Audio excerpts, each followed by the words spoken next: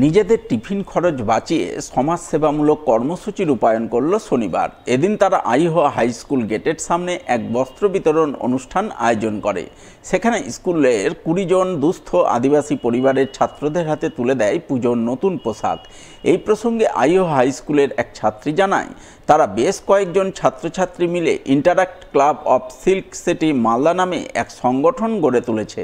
সেই সংগঠনভুক্ত ছাত্রছাত্রীরা আদিবাসী পরিবারের দুস্থ ছাত্রদের মধ্যে পুজোর নতুন পোশাক বিলির সিদ্ধান্ত নেয়। সেই মতো ছাত্রছাত্রীরা টিফিনের খরচ বাঁচিয়ে কিছু অর্থ সঞ্চয় করে। তার সঙ্গে আইহ হাই স্কুলের 3 শিক্ষক শিক্ষিকাও কিছু আর্থিক সাহায্য করেন। সেই সহযোগিতার ফলেই আজ স্কুলের 20 জন আদিবাসী ছাত্রের হাতে পুজোর নতুন পোশাক তুলে দেওয়া হলো। আজকে হাই স্কুলের ইন্টার ক্লাবের সহযোগিতায় এবং ইন্টার ক্লাবের সকল সদস্যদের সহযোগিতায় বস্ত্র বিতরণের একটা অনুষ্ঠানের কর্মসূচি গ্রহণ করা হয়েছিল। আমরা ইন্টার ক্লাবের সদস্যরা 11-12 কিছু সংখ্যক ছাত্রছাত্রীরা এর সাথে যুক্ত রয়েছি। সকলের অনুদানে সকলের টিফিনের টাকা জমিয়ে এবং আমাদের 3 জন শিক্ষক শিক্ষিকা, অভিনীতা ম্যাডাম, প্রলয় স্যার এবং চঞ্চল স্যারের আর্থিক সহযোগিতায় আজকে আমাদের এই বস্ত্র বিতরণের যে অনুষ্ঠানটা সেটা একটু আগেই সম্পূর্ণ হলো।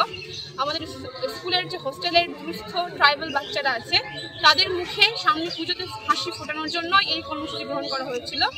তো আজকে এই বস্ত্র বিতরণ অনুষ্ঠান এখানে শেষ হলো। শারদোৎসব উপলক্ষে দুস্থদের মধ্যে বস্ত্র বিতরণ করলেন পুরাতন মালদার বিশিষ্ট সমাজসেবী নিতাই মণ্ডল। শুক্রবার সন্ধ্যায় তিনি পুরাতন মালদা ব্লকের শাহপুর কালীতলা বাজার এলাকায় শাহপুর যুবক সমিতির পুজো মণ্ডপ প্রাঙ্গণে বস্ত্র বিতরণ করেন। প্রায় 1000 খানেক পুরুষ মহিলার হাতে নিজস্ব ব্যক্তিগত উদ্যোগে তুলে দেন পুজোর নতুন বস্ত্র। সেই সঙ্গে তিনি আগামীতে গোটা মালদা বিধানসভা এলাকার প্রতিটি বুথে দুস্থদের মধ্যে বস্ত্র বিতরণ করার কথা জানান।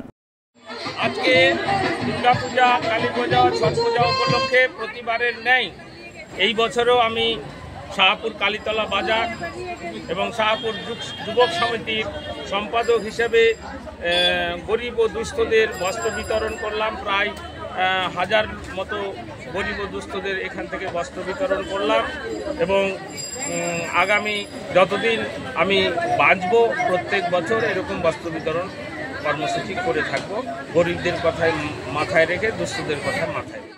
পুজোর আনন্দে সাফাই কর্মী, নির্মল সাথী ও ডেঙ্গু নিধন কর্মযজ্ঞে সামিল মহিলাদের সামিল করতে উদ্যোগ গ্রহণ করলেন পুরাতন মালদা পৌরসভার 7 নম্বর ওয়ার্ডের কাউন্সিলর শত্রুঘ্ন সিনহা বর্মা।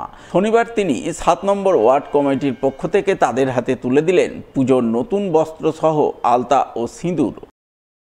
আজকে মহাপঞ্চমী, এই মহাপঞ্চমীর পূর্ণতিথিতে দুর্গোৎসবকে কেন্দ্র করে, শারদোৎসবকে কেন্দ্র করে আমরা 7 নম্বর ওয়ার্ড কমিটির পক্ষ থেকে প্রতি বছরের মতন এই বছরে আমরা একটা ক্ষুদ্র প্রয়াসের চেষ্টা করি যে আমাদের ওয়ার্ডে যারা 100 দিনের ভাই বন্ধুরা থেকে আরম্ভ করে নির্মল সাথী থেকে আরম্ভ করে ডেঙ্গুর 2টো টিম আছে, যারা এই ওয়ার্ডটাকে সচ্ছল রাখার চেষ্টা করেছে, তাদেরকে একটা ক্ষুদ্র উপহার, একটা শাড়ি এবং আলতা সিঁদুর।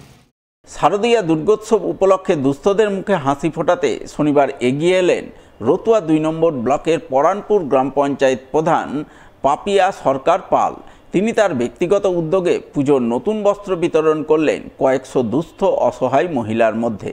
পঞ্চমীর পুণ্যতিথিতে এমনই মহতি উদ্যোগের ছবি নজরে এলো পরানপুর পালপাড়ায় পঞ্চায়েত প্রধানের নিজস্ব বাসভবনে। আমাদের পরানপুর গ্রাম পঞ্চায়েতের প্রধান পাপিয়া সরকার পাল মহাশয়া নিজের তহবিল থেকে নিজস্ব উদ্যোগে প্রত্যেক বছরই আমাদের এই দুর্গা পূজাতে কিছু মানুষকে ও শাড়ি দান করেন।